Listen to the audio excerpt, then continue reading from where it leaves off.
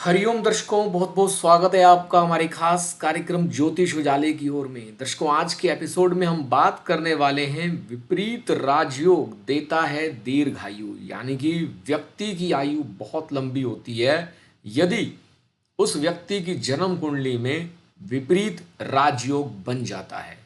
दर्शकों, हर व्यक्ति की कामना होती है कि उसकी आयु अच्छी हो, उसके वंश की वृद्धि हो, वंश में होने वाली जो संतान है वह भी दीर्घायु हो। हर व्यक्ति अपनी संतान की दीर्घायु की कामना करता है। दर्शकों, अगर किसी व्यक्ति की जन्म कुंडली के अंदर विपरीत राजयोग बन रहा है तो ऐसा व्यक्ति दीर्घायु होता है, उसकी आयु बड़ी लंबी होती है, वह सब कुछ देखता है अपने जीवन काल में। तो कैसे जाने आपकी जन्म कुंडली में विपरीत राजयोग है या नहीं? ग्रहों के संयोग से कुछ योग बन जाते हैं, उन्हीं में से एक बनता है विपरीत राजयोग। दर्शकों, एक तो यह विपरीत भावों से बनता है। जन्म कुंडली में 3 भाव थोड़े से विपरीत कहे गए हैं। इन 3 विपरीत भावों का जब आपस में संबंध हो जाता है तो ऐसे में विपरीत राजयोग का निर्माण हो जाता है। कौन कौन से हैं 3 ऐसे भाव?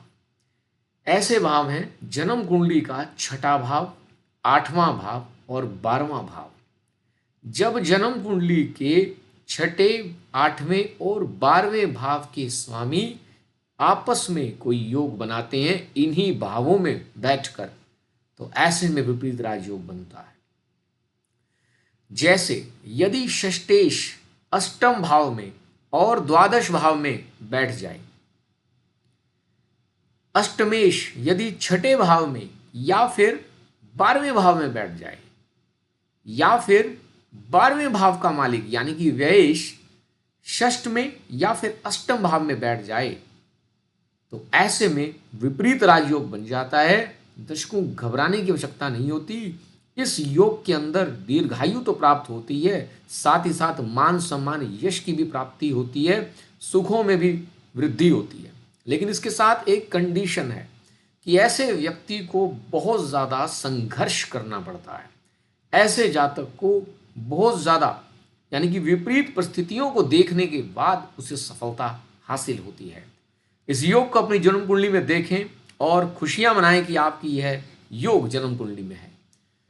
हरिओम हरिओम हरिओम।